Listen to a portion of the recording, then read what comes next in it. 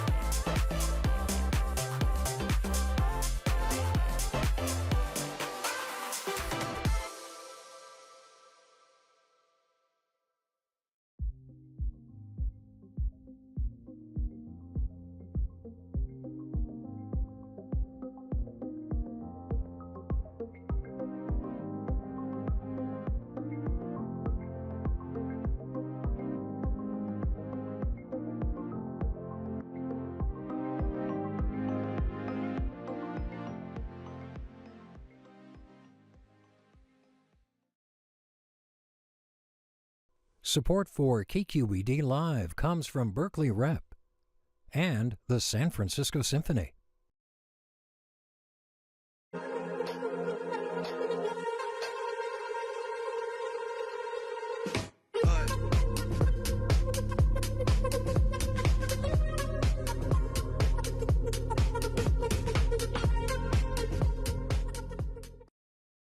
Disproportionate impact of more than half of Black business owners. And disproportionate. Somehow we always find a way to rise. To the blueprint builders, to the backbones of every block, for the curators of the culture, and for generations to follow. You might fall, but never fail. Keep rising, keep rising, keep rising. Apply for business, marketing, and tech makeovers on us.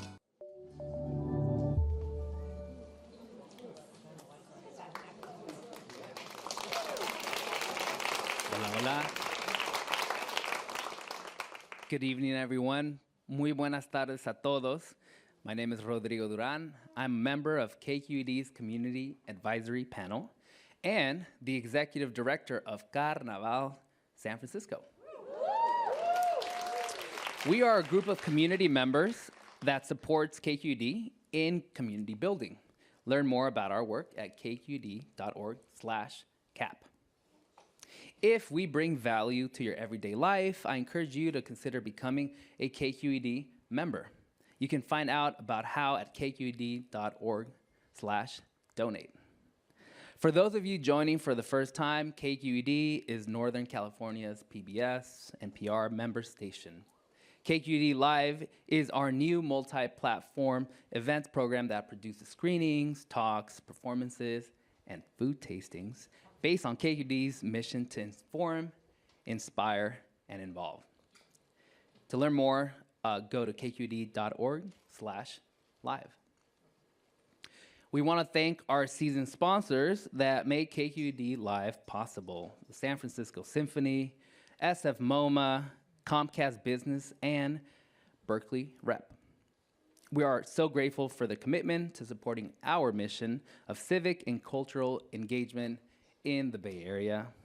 We also want to thank Carnaval San Francisco and Calle 24 Latino Cultural District. Now, do we announce the winner? Are we ready?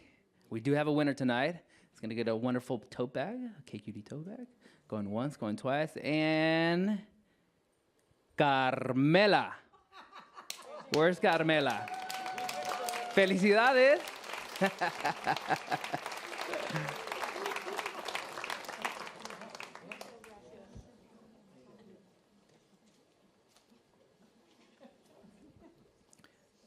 Now, let's introduce our host, who is a reporter and producer on Forum, which is KQED's live call-in program that presents balanced discussions and in-depth interviews of local, state, national, and world issues. Please give a round of applause. Aplauso for Blanca Torres.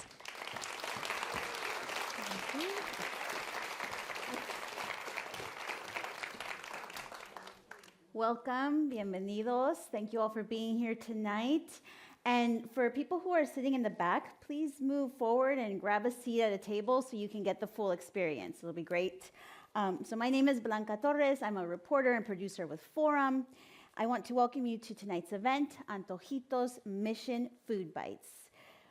We will watch two videos produced by KQED's Josh Decolong and Paloma Abarca, who spent some time in the mission last fall and got to try some amazing antojitos.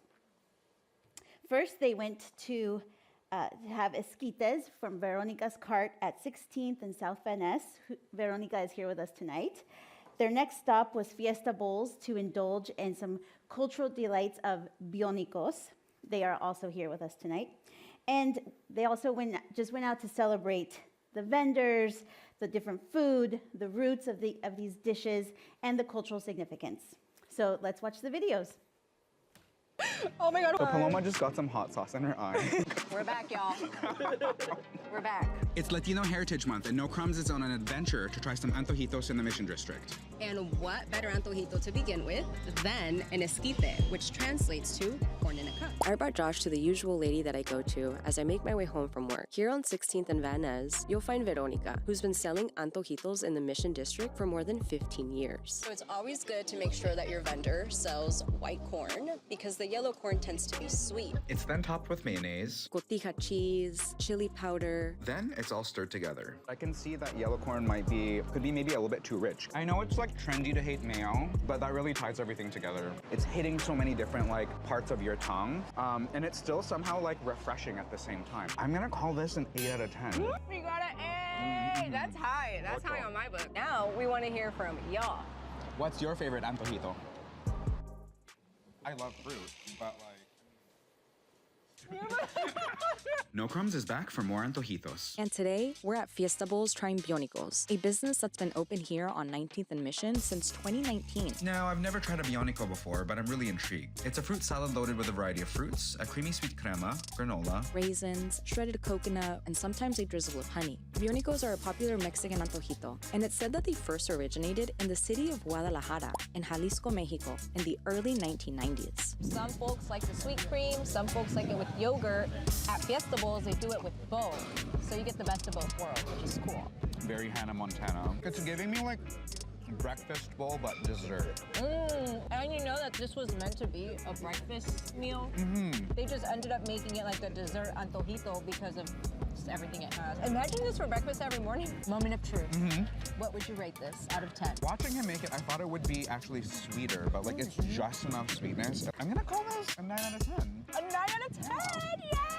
We've been getting high scores on these antojitos, y'all. I can't call this a low number and then like continue to eat it. 'Cause, like, I've like eaten half of it. It's been like 3 minutes. So let us know. How do you enjoy your bionico?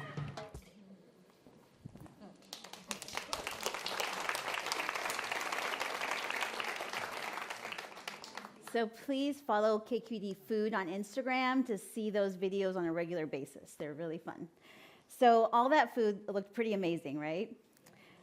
Now we're going to have our panel come out so we can learn a little bit more about the vendors and their cultural significance.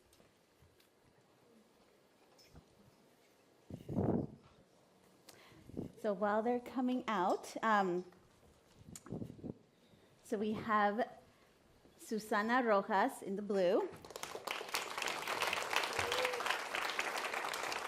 She is Executive Director of Calle 24, Latino Cultural District. She's worked in the Mission for close to 30 years. Calle 24 was created in 1999 by a group of longtime residents, merchants, service providers, and arts organizations who were concerned about quality of life issues in the neighborhood. We're also joined tonight by Ricky Mendoza, co-founder of Fiesta Bowls, a storefront in the Mission. They have been serving the Mission since 2019 and offer a variety of antojitos. And our third panelist is Edglis Grace Quiche, who is a vendor in the Mission District providing antojitos.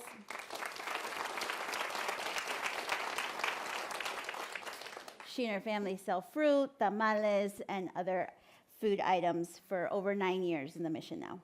So thank you for joining us. So first, we'll just start out talking about antojitos. When you all think of antojitos, what comes to mind and what is your go-to? So Grace, para usted, cuando usted piensa de un antojito, ¿qué es lo que viene a la mente y cuál es su favorito? I'll start. Hi, I guess when it comes to antojitos, I'm from Mexico. So in Mexico, the antojitos are very, very diverse. Because it's such a big country, if you go to like the center of it, like La Ciudad de Mexico, they get very creative. They have like sweet dumplings with like pancito flavored dumplings. But usually when you're out on the streets, there's things called tianguis. And if you're walking through there, there's a lot of like fruit. You get to choose your fruits, chamoy, lime, tajin. I believe a lot of you guys have some of these flavors on your tables. And when I just think about antojitos, Oh yeah, well, so when I think of Antojitos, you just tend to think of a lot of fruits, a lot of Mexican snacks. Oh, sorry. But you know, like I said, Mexico is very big, it's very diverse. So depending on where you go, they just tend to serve different things. On the table, there's like tostitos. Some people serve it with even something called ceviche. I'm pretty sure a lot of you guys have tried ceviche, but the way that we make it where I'm from, you just top it off with a lot of fruits. We top it off with cueritos, and you tend to mix it up, but.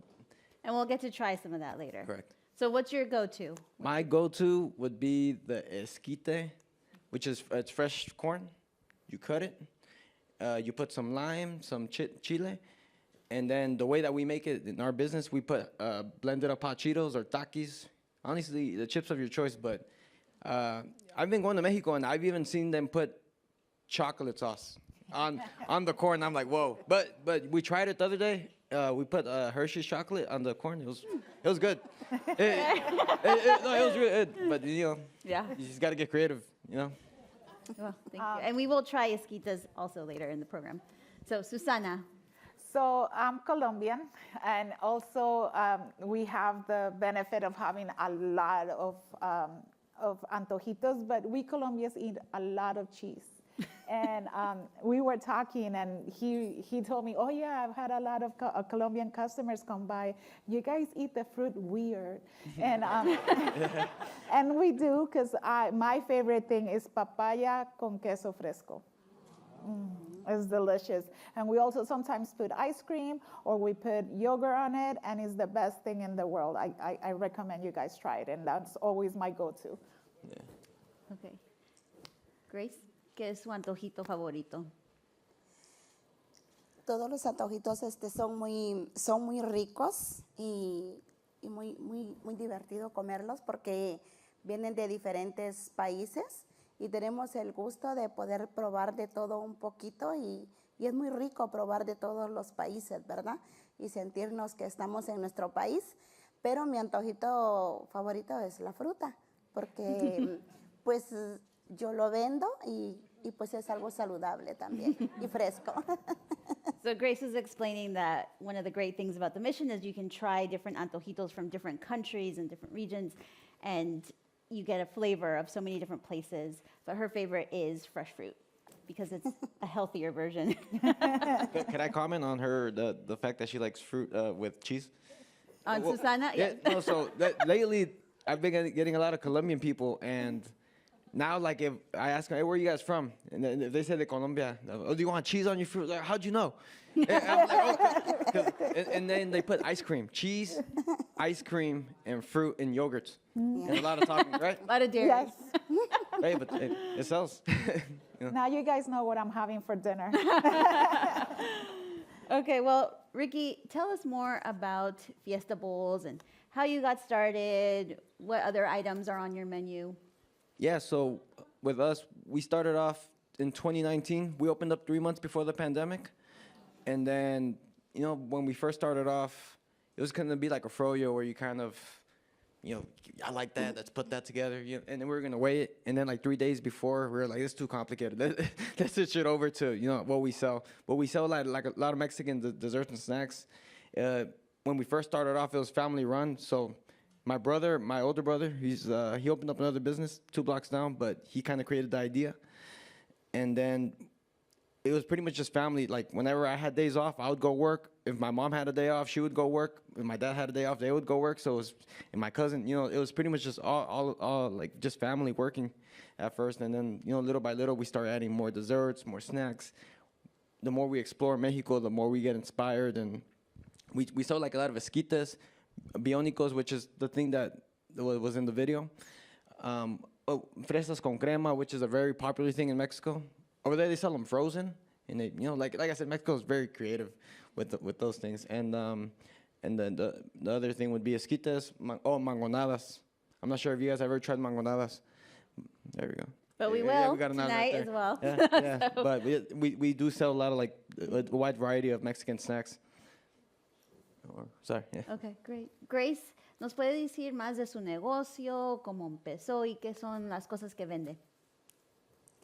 Sí, mi negocio empezó hace 7 años. aproximadamente de 7 a 8 años. Y pues empezó por una parte, pues empezó como algo como, ay, por si sí, por si no. Y entonces vimos que el barrio latino, que es la misión, es un lugar como que estuviéramos en nuestro país. Yo soy de Guatemala y siento como que es parte de mi país porque encontramos todo lo que es latino. Y entonces vimos que era muy bonito estar ahí con nuestra gente, con nuestras culturas. Y eso, bueno, llamó la atención y así fuimos progresando en el negocio, vendiendo tamales, atoles, vendiendo lo que son las frutas y de todo un poquito de Guatemala. So Grace is from Guatemala, and when she started coming to the mission, she really felt at home here because there were a lot of things that reminded her of her country, and just feeling at home with the people that live here and the different groups that are represented in the mission. And so she wanted to do a business to serve the community and connect with other people from her culture, from Latin America. And mostly what they sell is cut fruit, atole, which is kind of a beverage made out of corn, ground corn, and tamales from the Guatemala style. So, okay. And Ricky, your family is from Mexico, right? Correct. Yeah, correct. Yeah. And that's a big influence in your business and your menu items and. Yeah, I mean, well, I went to the state of Guadalajara. I don't know if any of you guys have ever visited Guadalajara, but I went this summer, and man, they're pretty creative with their with desserts as well. I think the most creative I've ever seen is like the Mexico City, because like you kind of like your neck hurts just because like how much like you have to turn and like what's that in terms of like how like the snacks and stuff. But we're from a state called Guanajuato. It's a pretty small city, and I mean they tend to sell a lot of like fruit. Even if you go to Guatemala, they sell a lot of fruit with chamoy, limon, tajín. But in Mexico, I don't know, if you don't have chili on it, then like I mean, it might not be so Mexican, but like they add a lot of chili on everything. Like, yes, even dessert. Dessert, especially desserts. Yeah. Right, but yeah, and at least where I'm from, Salvatierra. Like I said, we're not so creative, but they do sell a lot of the fruits, and we kind of add, our own little flavors: chamoy, lime, tajín, any chocolate, whatever you want to add, And we'll get to talk a little bit more about those ingredients when we do the demonstration. So Susana, talk to us more about your work with Calle 24 and the kind of businesses that you're supporting and just what you do on a daily basis. Yeah, so Calle 24 was created to protect the Latino culture in the mission. As you heard from our panelists here, when we come to the mission, we find home away from home.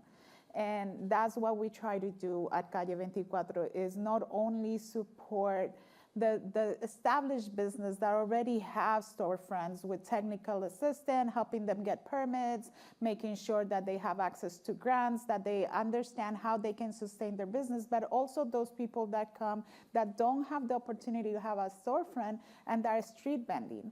Because that is a cultural asset. It's a way of making money for us. And if you go anywhere in Latin America, you're going to see street vendors. It is not unique to one part. Everywhere you can see them. And there's always fruit, and there's always some type of a special antojito that you can get in the streets. And it just brings that piece of home to the people that are working. It's also more affordable for people to be able to just go in a hurry and get a tostiloco right quick, and you're eating and you leave and you're getting to where you need to go. So for us at Calle 24, it's important that we support people that are entrepreneurs, that and support the resiliency and the tenacity of our community as we immigrate to a country where we may not know the language, where we don't know anybody, and where we're away from our home and our family. So yeah. And having vendors on the street, creates that lively atmosphere. But we are going through a ban on certain vendors in the Mission. Can you talk a little bit about that, like who's been affected and what the concerns were behind that? So I think that all of us have seen after the pandemic, there has been a lot of inequities that came to the surface. So things that maybe were hidden or lost in our city are not so lost anymore. They're front and center and we're able to see it. So they came to the Mission one day. It kind of, like for us, it kind of felt that it just popped up. And there was all of these quality of life issues that were represented in our streets that we were not used to. And then it got confused with our cultural economy. So people that had been in the community for years, some of the people that we work with have been street vendors for 30 years. And all of a sudden they were blamed for the quality of life issues that were happening in the Mission. So now the ban is happening, and the people who, I'm telling you, when the permit changed, which changed last year, we started educating the street vendors in March. The change came in June. The day that we opened for people to be able to apply for the permits, we had 115 people lined up to come and do the permits. So when people say, oh, these people don't want to follow rules, oh, they don't have permits, they don't pay taxes, that's a misconception, and that is not true. They have to do a lot of work to get their permits. They go through education. They have to pay taxes every 3 months, depending on what they're selling, and they are trying to make a living.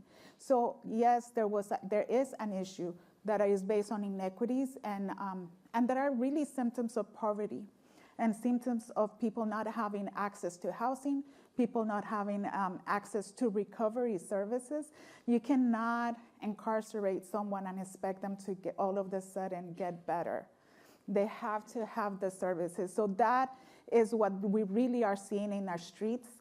I'm not gonna say that there's no people that are out there taking advantage and doing things that they shouldn't.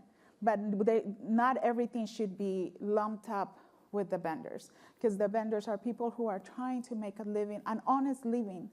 And then there is other people that have needs that as a society and as a city we should be providing for and we should be helping. And there's other people that need education and need support to maybe find other ways to make money.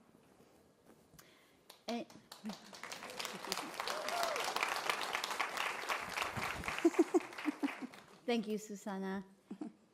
Y Grace, para usted vende en la calle, ¿verdad? Está en la banqueta. Yo soy vendedora ambulante. Y entonces, para usted, ¿por qué le gusta tener su negocio así? ¿O qué son los beneficios de poder vender así en ambulante? Pues beneficios en sí no nos tiene un beneficio, porque somos vendedores ambulantes y somos discriminados. Pero no tenemos también como lo económico para poder tener un local. Y no tenemos realmente un apoyo o una ayuda. Y realmente lo hacemos porque de ahí sobrevivimos. No solo yo, sino que muchos en la misión. Y nosotros por eso hemos estado como teniendo diálogos para que puedan ayudarnos con permisos y poder tener un negocio un poquito más estable, ¿verdad? Y para que pues pueda llegar mucha gente a comprar, porque la verdad que estamos en la calle, pero tratamos de hacerlo mejor para los clientes. So Grace's business is a street vending business. She and her family have a cart where they sell their food.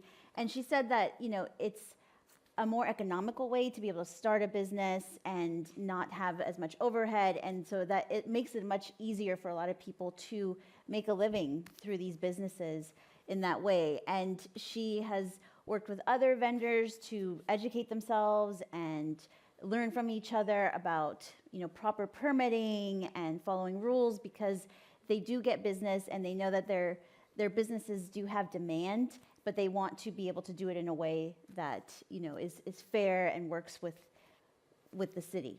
So, gracias. So, let's talk a little bit about also the pandemic, which we know has been very hard on small businesses.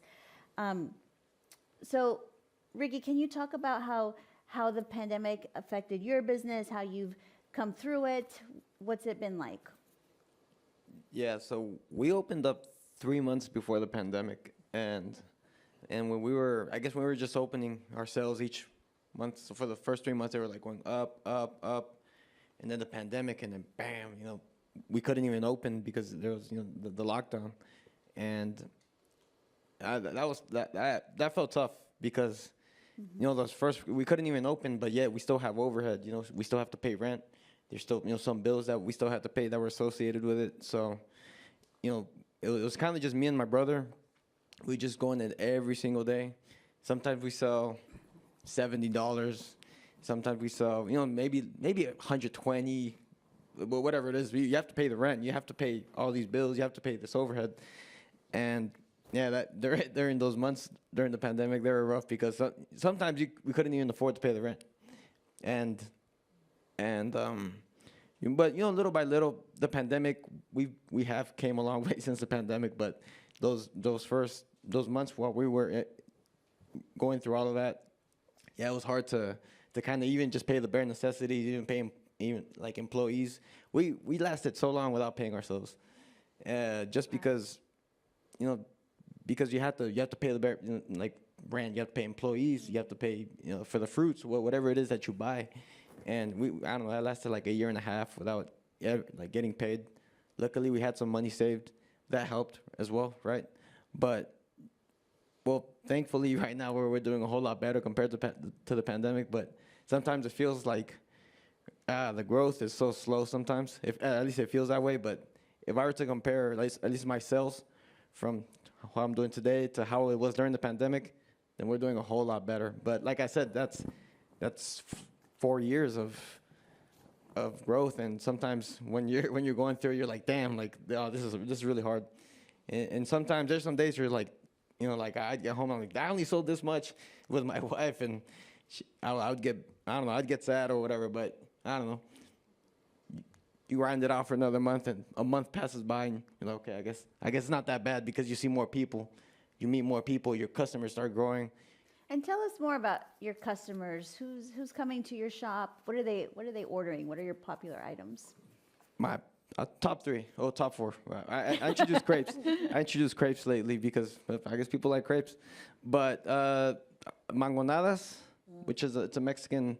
It tends to have fresh diced mango, or at least the way we make it, fresh diced mango. I always try to good mango. Our homemade mango sorbet, chamoy, which is on the table. We make it in house as well. And tajin, I don't know if you guys ever have had tajin, but don't eat too much of it because it'll mess up your stomach, But yeah, that's the mangonada. That's how, and then with a tamarind stick, the fresas con crema, which it's fresh strawberries, and we kind of make our own yogurt. It's like a parfait, and then you kind of just top it off with toppings that you like. And that's like they sell that in a lot of different places in Mexico. And then I guess the last thing would be the esquite, which is the fresh diced corn. We try to get everything seasonally. You cut it, you cook it, put some mayonnaise, cheese, whatever cheese you'd like, and then it needs chili, and then we top it off with hot Cheetos if you'd like some as well. So those are our best items. And the other question was about the customers. Yes, who are your main customers? Who do you see a lot? That's an interesting question because 90% of all of my customers, sometimes they don't even speak English. And my menu has to be in Spanish because a lot of them don't even read English. So all of them, they're all pretty much from Latin America. The majority are from Mexico. I get a lot of people from Honduras, El Salvador, Guatemala. And being in the mission, you get to see how it changes in terms of what's going on within the Latino community. Within the last 3-4 months, I've been getting a lot of Colombian people asking for work, and actually I hired a Colombian lady too. And I've been getting a lot of people from Venezuela. So when you see, what's going on in these other countries, you really get like because they're Latinos and they're traveling over here, you really get a good insight as to, you know, what's going on within these countries. You start talking to the customers and you get a good idea as to what they're going through. You know, like a lot of my customers, I pretty much know, I know what they order and I know what job they have. A lot of my customers, they work in restaurants, they work in construction. That's pretty much all of them. And it's rare to see like I've only met one, this one woman, she was a doctor. And I was like, whoa. she was Latina. I was like, oh, that's crazy, because like she's the only, and a lot of nannies as well. But I do tend to see, I get a good idea because I have a lot of conversations with my customers as to what their story is and what's going on within their country. And it's because I've been there for 4 years, I see how the community and how the Latino community is changing because I talk to a lot of them. Right. And Grace, same question for you. Who are the type of people that you've gotten to meet and get to know through your business? Como, ¿quién son sus clientes y cómo los ha podido conocer por su negocio? Tengo de todos los países. Tengo de El Salvador, Honduras, Nicaragua, Costa Rica, Guatemala, y tengo de todos los países, y también tengo gente de acá, nativos de acá. Muy agradecida con todos ellos porque ellos nos apoyan, nos han apoyado comprándonos, y lo mejor es que les gusta, les gusta lo que uno vende, los antojitos, los tamalitos, la fruta. Ellos les gusta mucho el chile, el chamoy, y les gusta mucho chile. Y pero de todos los países. Y eso es un apoyo que se les vive agradeciendo a todos los países, a todos los clientes, y uno los aprende a conocer a ellos, porque lo bonito de ahí es que pues ellos comparten parte de su vida, sus historias, y uno aprende a escucharlos, a conocerlos, mientras que ellos están comiéndose la fruta, un tamalito, y eso es muy bonito porque en parte a mí me relaja, porque tuve muchos años de una depresión muy fuerte, y es una manera en la que yo aprendí a salir de una depresión de 12 años, platicando con mis clientes y ellos contándome, yo contándoles. Algunas veces lloran, algunas veces ríen, como igual yo con ellos, y uno aprende a conocer a los clientes, y estoy muy agradecida con cada uno de ellos. So what Grace was saying is that she feels very grateful for all of her customers. She has pretty much anyone from who would come to the mission from Latin America, other countries, Americans, who are patronizing her business, and she's really enjoyed getting to know people. And she went through a time in her life when she was depressed and just wasn't really feeling connected to the community. And through her business, she's been able to meet more people, talk to them, and form these relationships, that build over time, over food and being accessible and being in the neighborhood. So she's very grateful for that experience. So we now have some time for audience questions. So we have Espi and Paloma, our KQED staffers, who are walking around with microphones. So if you could raise your hand if you have a question, and they can come to you. Oh, yes. I'm coming to you. Oh, okay. Guys, don't be shy. We don't bite. All right, question over here. Sorry, if you did something differently or a mistake you made, how would you have done it differently? A mistake. I made a lot of mistakes. Oh man, I messed up. Did you try something that just really didn't work? Oh, last week. Oh. Yeah, last week I think I might have messed up you know what? I made the chamoy a little bit spicy. I was like, let me try out how the customers like it spicy.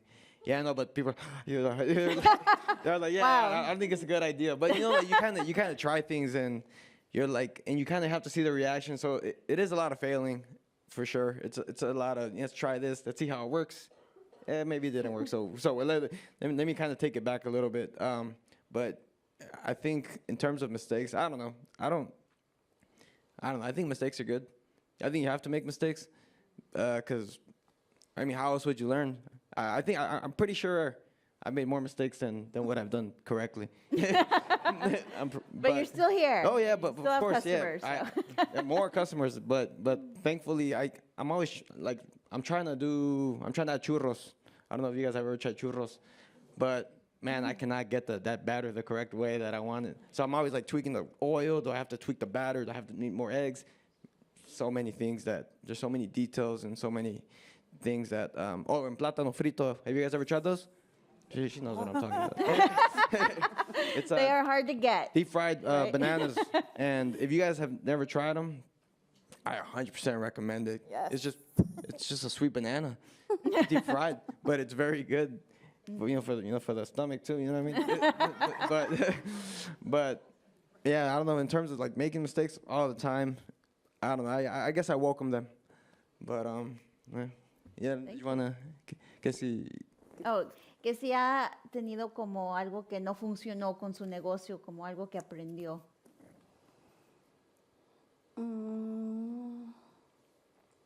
Por el momento creo que no. Grace doesn't. Yo soy muy feliz ahí. Y pues por el momento todo ha marchado bien y me siento muy contenta.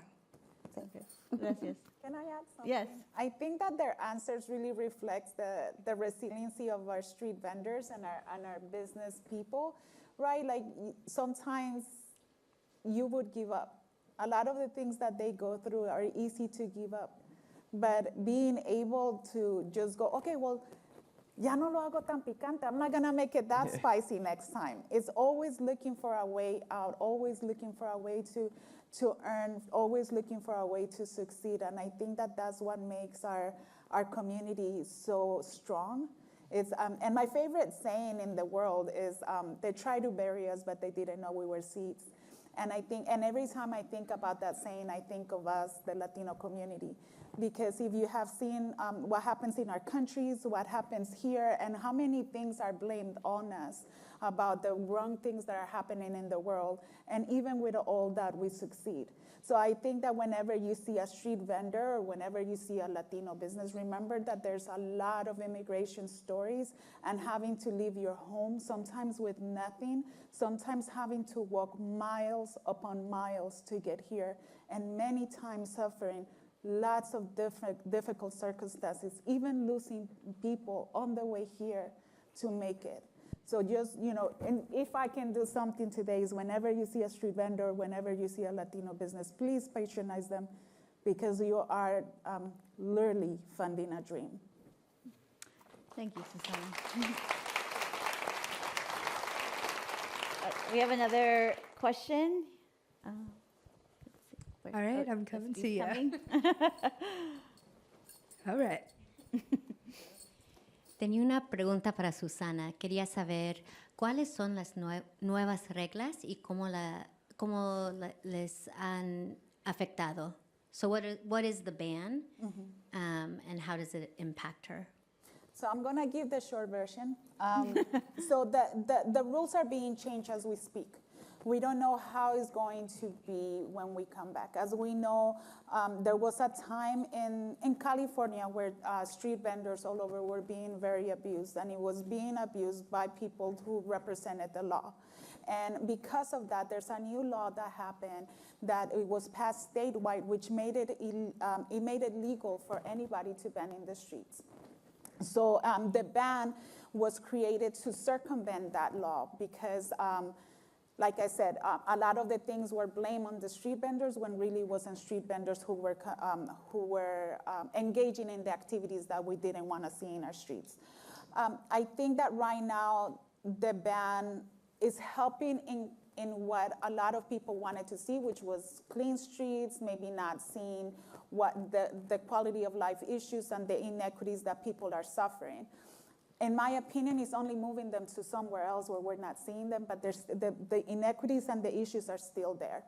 And on top of that, now the vendors that have been banned from Mission are in places that, I run La Placita, and we're trying to get as many people to go there, but they're not making enough money. And then now, one of the things for street vendors is that there is a lot of safety issues. So there's safety in numbers. When you see a cluster of vendors, it's not just for them to be together. It's because then they can watch each other's back. It's harder to store them. It's harder for people to come and rob them. So that's why you see that. So now they're spread out. So that is happening more.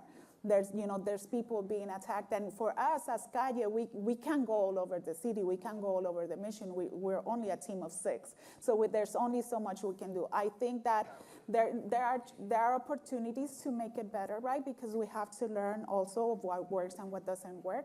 But I think that in the meantime, in the between, it's really hard for those who live off of being street vendors.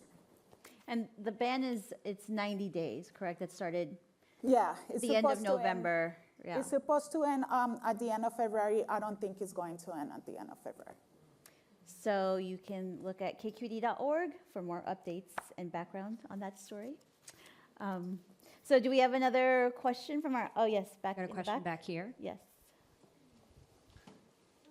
Muchas gracias a ustedes. We see all over town on the street corners people selling fruit. And I'm wondering, are they Antojitos? And also, does someone supply them? Is that one business with a bunch of people all over the city? So do you know about that? And so, sorry, your question was, are they Antojitos? Like, what, like? Are they called Antojitos? And also, I'm wondering, who are they? Where do they come from? Is that one business that someone owns? Okay, Susana. So there are street vendors, and the fruit that you buy will become antojitos once you prepare it at home. When you buy it the way it is, it's just fruit. And it's different types of things. There are some businesses that work together and they gather the fruit together and then they go and sell it at different corners. And then there's other people that go to the what's the name of the place? The produce market, and get it there, and then they sell it by themselves. So, and Grace, su negocio, usted es independiente, ¿no? Usted hace sus negocios. Sí. So Grace's business is independent. She sources her own produce and works on her own with her family. So I'm sorry, we have to actually move on to the demonstrations, but we will be around after if there's more questions, and we'll have time during the demonstration for questions. So thank you to our panel. Thank you for sharing with us. We really appreciate it. Gracias. So Ricky is going to start the demonstration portion of our program. So I can actually hold your microphone. We're going to try to change his mic. Oh, okay. Okay. So Ricky is going to do a demonstration for tostilocos, which, who's heard of that around here? Okay, you in the red, you've heard them. So I would say it's a very interesting take on nachos, if you and you'll see what I mean once we have Ricky back. So for those of you who have had tostilocos, can you share, what do you think of them over here on this side? Delicious. It's kind of a mix of like savory, sweet, all kinds of textures. Team job. You'll see. Josh and I and Alex as well, but thank you. More to come. Okay. Well, hopefully Ricky will be back soon.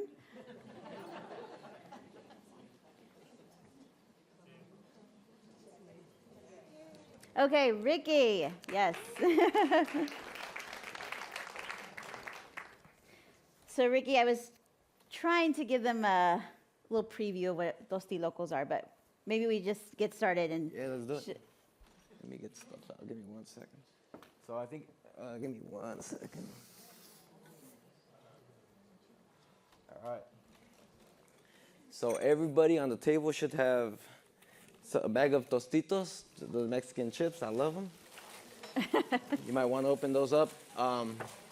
Just pour a little bit in the trays, and they're chips, but they're coated with like salsa verde. They're pretty good. In Mexico, they sell them a little bit differently. They have more salsa in Mexico, actually. They have more powder, but here we go.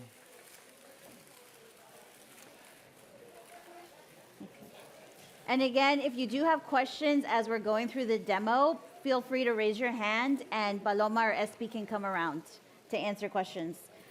So, okay, Ricky, let's get started. Like, how do you start with tostilocos? Yeah, so when you start with a tostiloco, you pretty much, you need the base, which is the chips.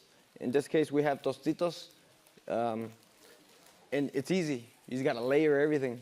But make sure you coat everything with, we're gonna start off with chamoy. Which is gonna be like we're gonna start off with chamoy, which is like a sweet and savory sauce.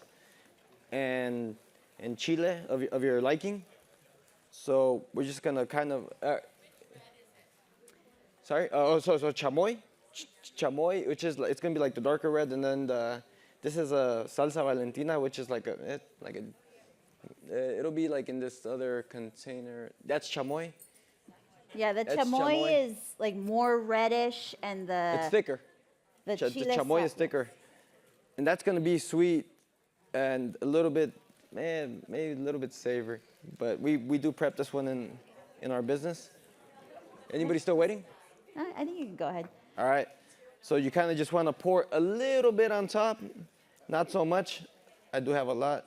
You want to pour a little bit on top, but you're gonna have to pour it twice, because the way that we prep it within our business, we try to get chamoy and tajin on every single area of the chips.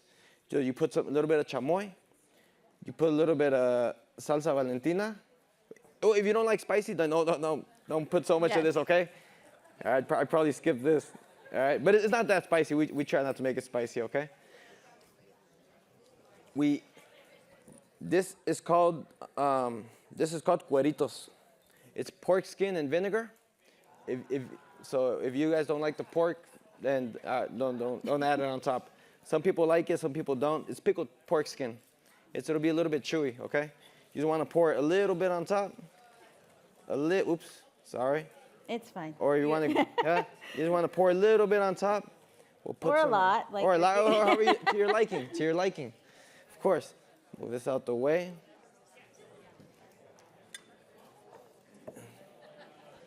All right.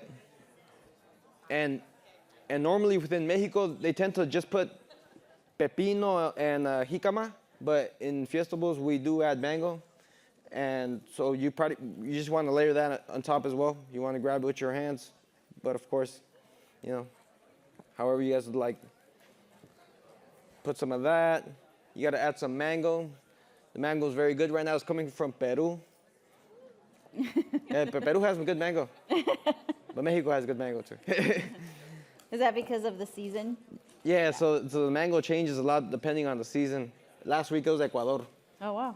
Yeah. There we go. You want to layer on top some jicama if you'd like some as well. And then these are going to be Japanese peanuts.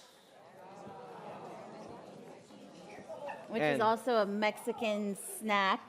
That's a very specific Yeah, I did some research on this. It turns out it was a Japanese guy who came to Mexico to create it.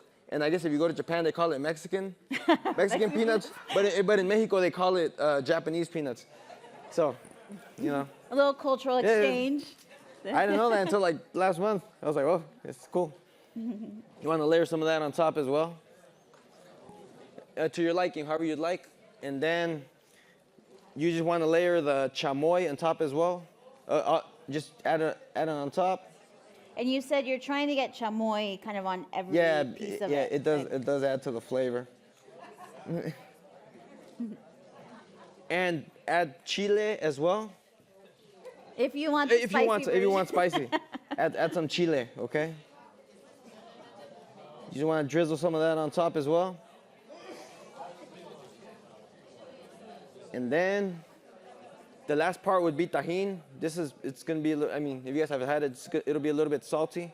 but you know, just add a little pinch or however you guys like, and you should be good. Who has tahini at home all the time? I do. Because you can put it on everything, right? Yeah. And you make your chamoy in-house, right? Yeah, correct. We do prep the chamoy in-house, correct. I have one question. And limon, and sorry, and the limon. You want to add the limon on top as well? Hello? And Yes. Hello? Oh, sorry. The last step would be to add the tajin. We have a question over here. Sure. Yes.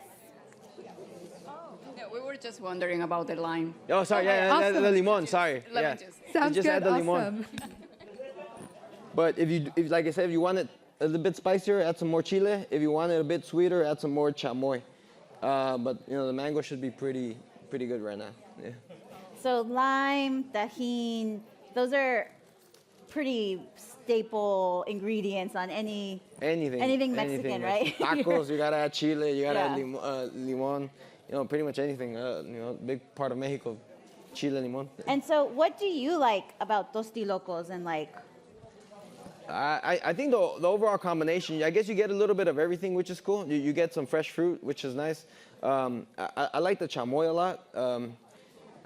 You know what I do a lot in the business? I grab the bottle of chamoy and I just get only the tostitos. I drizzle it and I add a lot of chile and that's all. That's what I eat all day. It's good. What else do you use chamoy for? On chamoy, you can actually, I forgot what her name. But you tend to add it a lot on just fruits in general. Mm-hmm. If you just want the fruit, you add some chamoy, limon, tajin. It's similar ingredients. You just kind of use it with different products, different things overall. So I see people trying them now. Any reactions from? Oh yeah, here's another thing. Yes. Not a lot of people go, well, first of all, because of the pork skin and vinegar, not a lot of people, like half of the people order it, half of the people don't order it. Because a lot of people don't like the pork skin and vinegar. I guess the flavor, it's chewy and, you know, the vinegar kind of affects people. But you're going for crunchy, chewy. It's like a mix, right? Yeah, you do get a mix. And then normally we do add tamarindo, which is like a candy. I don't know if people have had tamarindo, but we do add tamarindo into the mix and then you just kind of blend it. And those are tostilocos, at least the way that we make them. If you go to different parts, if you go more towards the coastal parts of Mexico, they add ceviche on top of it. And you know, like I said, Mexico is so diverse that no matter where you go, they make it a different way. You know, so it's kind of, you know, everyone kind of makes it their own way, which is cool. All right, so I'm gonna go around and ask people what they think. You over here, what do you think of the food? You. Is this your first time trying it? It's my first time trying this, yeah. And all the different flavors, it's like salty and sweet and crunchy. There's like so many textures. It's really good. Awesome. Would anyone like to rate it out of 10? Gosh. Anyone over here? What would you rate your food over here? Well, since I prepared it, I would have to say 8 out of 10. Okay, all right, nice. Do you think it might be a 10 if you go to Fiesta Bowls? Yeah, you have to know how much to put of everything. Because if you don't prepare it the right way, then it's gonna taste too much like whatever ingredient, you know. But you have to know like how the ingredients taste. To really, you know, prepare it the right way. I don't know, what do people think about the cueritos? Is it interesting? Is it like, some people like it, some people don't? Like I said, even like amongst Latinos, like half of them say yes, half of them say no. Yeah, it's a texture. It's a texture I feel like thing the for sure. texture. Yeah, it's a texture. Who's been liking the cueritos? Oh, okay. Yeah, it's like half.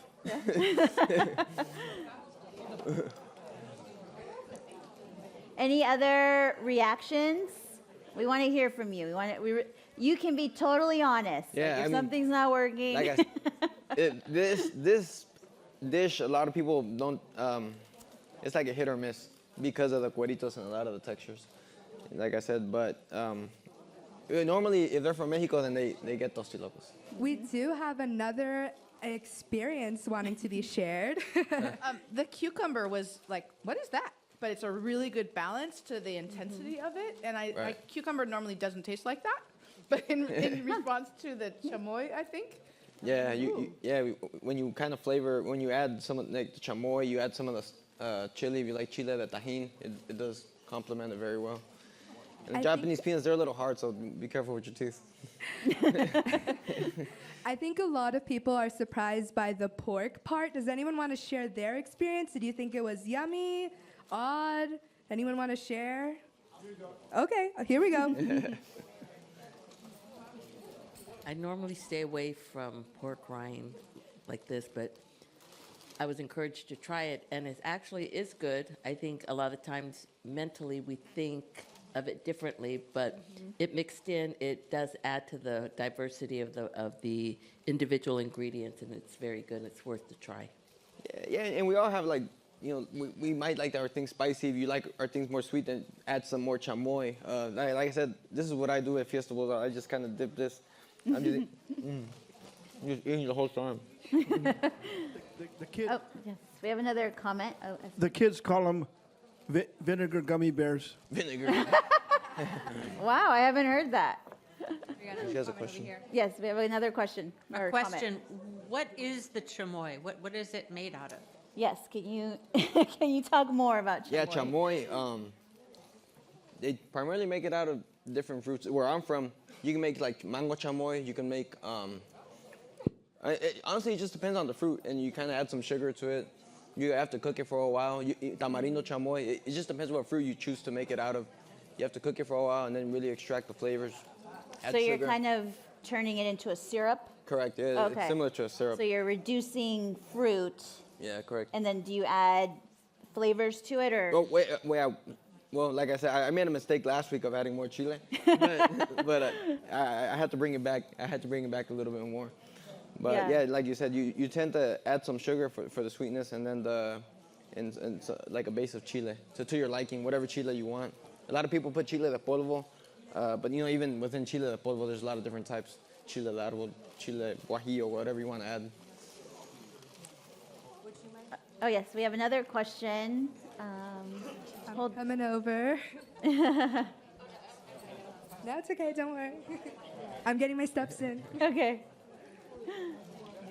This is more of just a thought or maybe a suggestion. Sure. Instead of maybe having the pork like in this texture, maybe have you tried it with the fried?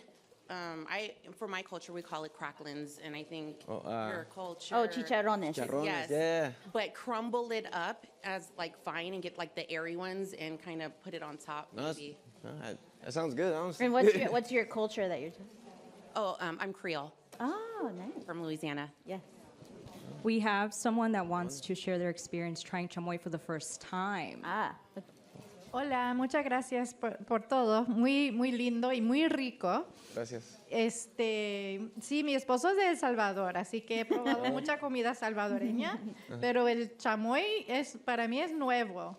Sí. Es algo, pues el dulce y no, es una experiencia nueva y muy rica.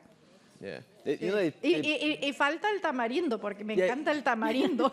Yeah, I do. I have the. We normally do add tamarindo into the mix, but that tends to be more of a candy. But the tamarindo does add some flavor and texture as well. Do you know, does chamoy originate in Mexico? Is that? I haven't seen it anywhere else besides Mexico, but like I said, if you go to Mexico, they have a lot of different types of chamoys, different colors, different. It's always like thick and syrupy. You know what? If you ever had like a michelada, then that's what they tend to put on the rim. They put chamoy and then they put tajin on the rim. That's what it is. That's when you drink it, it's kind of a little bit sweet just because of the chamoy. All right, Okay. So, we have one last question. Okay. And then we'll move on to the next section. I'm so sorry. No. All right. Here we go. I was just curious how the pork rind is prepared. Do you buy it in a jar? Yeah, it's just like a jar. Yeah. I mean, it's in vinegar pretty much, and sometimes it comes with some carrots, jalapenos. So it's a pickle. Yeah, it's pickled. It's Okay. pretty much pickled pork skin, pretty much. Okay. Like I said, it's a hit or miss with a lot of people. It's really hit or miss. Well, thank you so much, Ricky. This was awesome. Can we please give Ricky a round of applause? Thank you. Thank you guys. Thank you guys for trying it, and I'm always open for honest opinions. If you guys don't like it, if you guys think I could fix something, I'm all ears because I'm always, I want to be better. We have to add new things. Why not? Cool. Well, thank you so much. So we will. Oh yes. 19th and Mission. You just got it's like 4 or 5 blocks down that way. 19th and Mission, next to Taqueria Cancun on the left. Okay, you can't miss it. Want to stop by? Just say what's up. I'll say what's up back. Right on. Good to go? Yes. Cool. Okay, well, yes. Actually, if you could help me. Yeah, sure. Yeah, I got to put this back. Yes. And just a reminder, we will have esquites, which is the corn in the cup with flavorings and seasonings. That will be provided later. And then we'll also have fresh fruit, the fruta picada. So our next demonstration, we are going into the more sweet world with Luis Abundis from Nieves Cinco de Mayo. And so Luis will be joining me in just a second here. Hola. Bienvenido. Llegamos. Buenas tardes.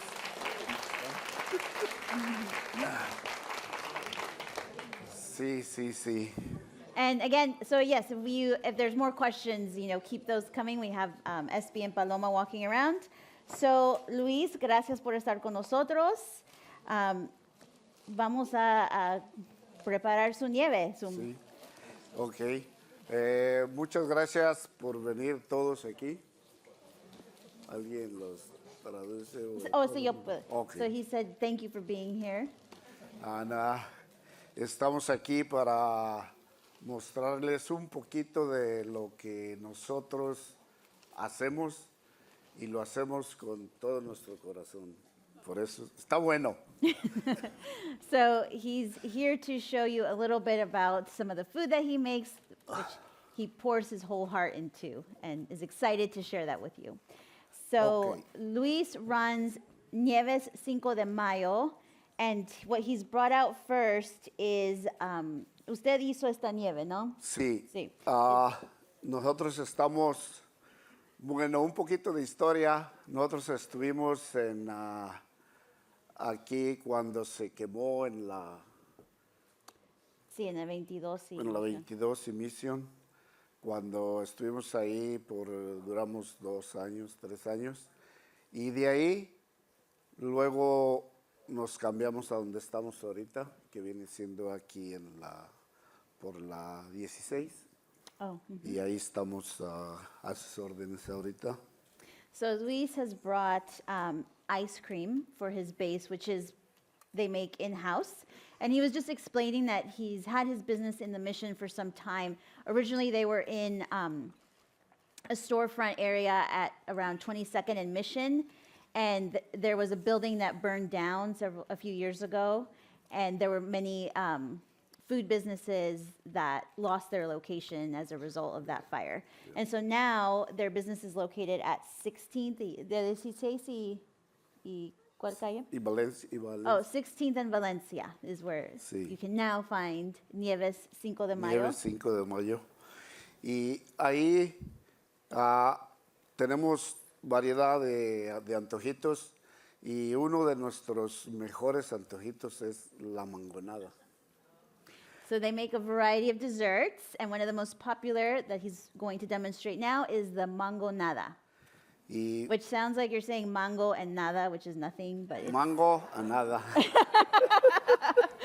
But there's a lot. Tiene mucho mango, ¿no? Pero el nombre le pusimos de mango nada para que usted se la coma y diga, es mango nada, no siento nada, y coma otra. So it's supposed to make you feel like you really haven't had any, and you can just keep eating. So, esta es la nieve, este es el chamoy. Es una nieve de mango que nosotros hacemos nuestra propia nieve from scratch. Usamos mango fresco, usamos chile, que viene siendo el chamoy, usamos la jabalina. So this is a candied tamarind with a little bit of chile, of course, because Yeah, yeah. you have to mix your sweet and your spicy. And as he was explaining, this particular ice cream is mango flavored, made with fresh mango. Usamos mango, fresquecito.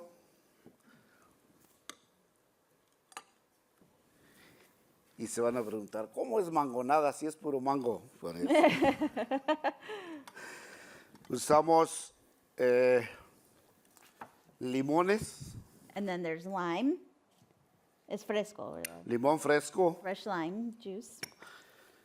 y usamos tamarindo, Y ese es- pulpa de tamarindo. And that is, so tamarindo es hecho de es una semilla, ¿no? El tamarindo y Usamos la pulpa de tamarindo, sí.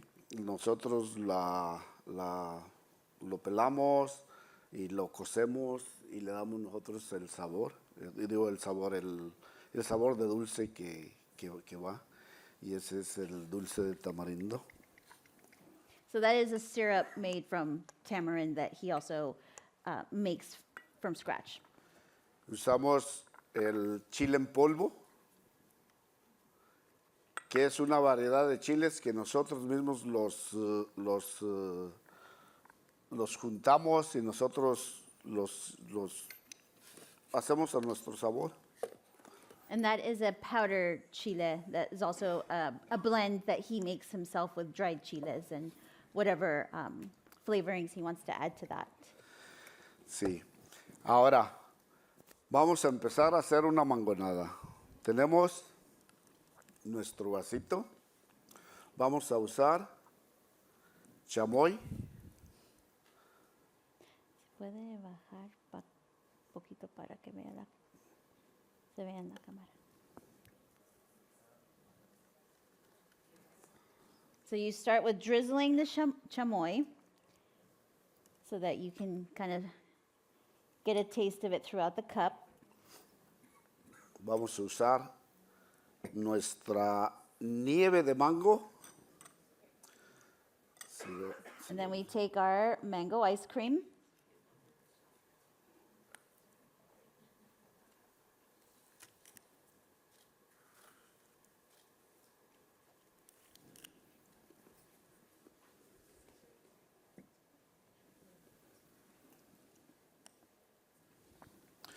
Vamos a usar nuestro mango. Tal vez estoy tapando, ¿verdad? And then you take the fresh mango, diced, and add it on top of the ice cream.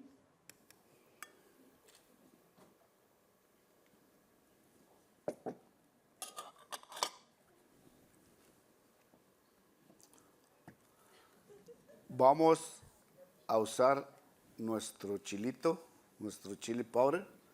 Next is the chile powder.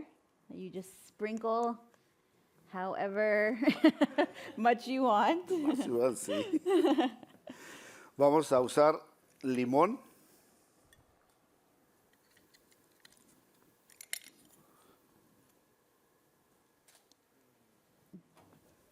Poquito, ¿eh? Porque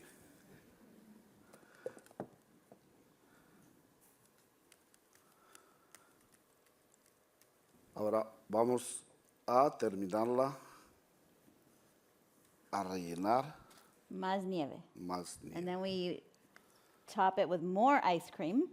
Más nieve de mango. Ahí viene que mango, nada, ¿sí?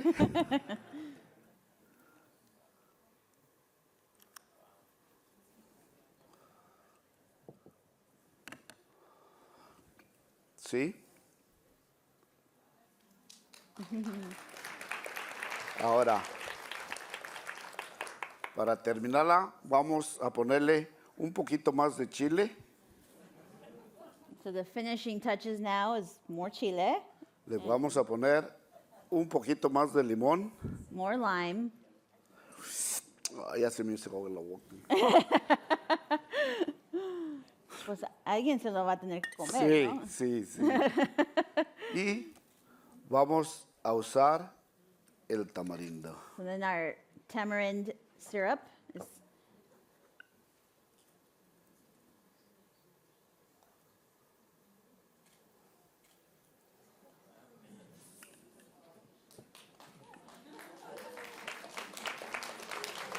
Y vamos a terminarla con chamoy. More chamoy.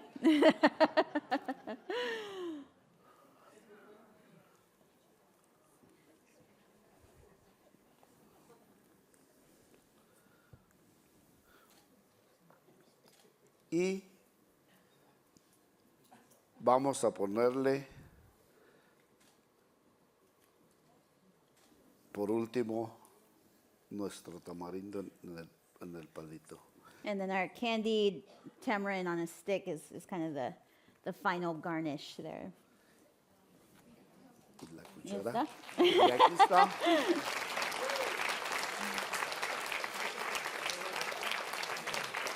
Así es de que ahorita está mi sobrino, están sirviendo ahí, están haciendo probaditas sabrosas y pídanle como ustedes gusten, como ustedes se les antoje y con gusto los atendemos.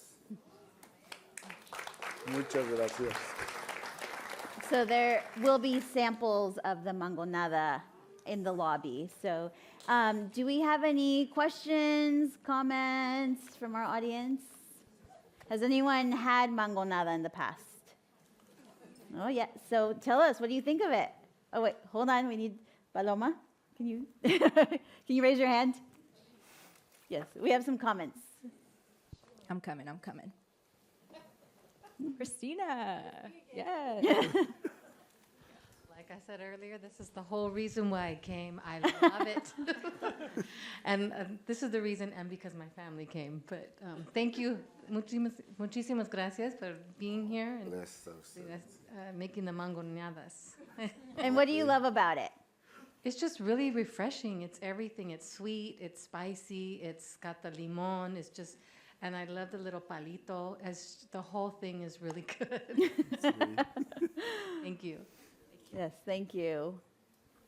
Any other comments? Oh, yes. We have one over here. ¿No conocieron otras frutas como piña o papaya o diferentes frutas? Sí. Sí. Sí, hay personas que nos piden que si les podemos hacer de fresa, digamos. Nosotros hacemos nuestro syrup de fresh strawberries. Hay otras personas que los quieren de pepino. Les hacemos pepinadas, también tenemos nieve de pepino y se las hacemos. Hay otras personas que las quieren con piña. También tenemos nieve de piña y la hacemos de piña, todo de piña. Hay personas que la quieren combinada de 2 o 3 diferentes cosas, pero sí, cada persona que se le antoje un solo sabor, estamos a sus órdenes. So the question was, does he ever use other fruits? Like, are there other versions of it? And he said that he gets requests for like a strawberry version, and he makes a fresh strawberry syrup. Also, there's a cucumber version using cucumber ice cream, and a pineapple version. So yeah, and sometimes people want like mixed fruits or different flavors together, which they can also do. So yeah, they're very amenable to requests. Sí. So okay, well, ¿dónde está su negocio ahora otra vez el local? Aquí estamos por la 16 y la ¿cómo se llama la calle de abajo? Dijo Valencia. Valencia. Okay, 16th and Valencia. ¿Y es una tienda o es ambulante? Es un local estable ahí. Ahí ya tenemos 6, 7 años. So it is a storefront. nuestro from ahí, sí. Where he said now going on 6 years. So definitely come find them. Great. So a lot of people have been asking me, what exactly is chamoy? Is it like a syrup? How's it made of? People want to know. Ok. Chamoy. Chamoy es un tipo de sauce que está hecho con harina y chiles. Y están procesados a hacerse como si fuera un atole. Muchas personas saben un atole de masa. Todo el mundo conocemos un atole de masa. Pues el chamoy viene siendo una combinación de chiles y masa o digamos harina, y es como yo sé que se hace el chamoy. Así.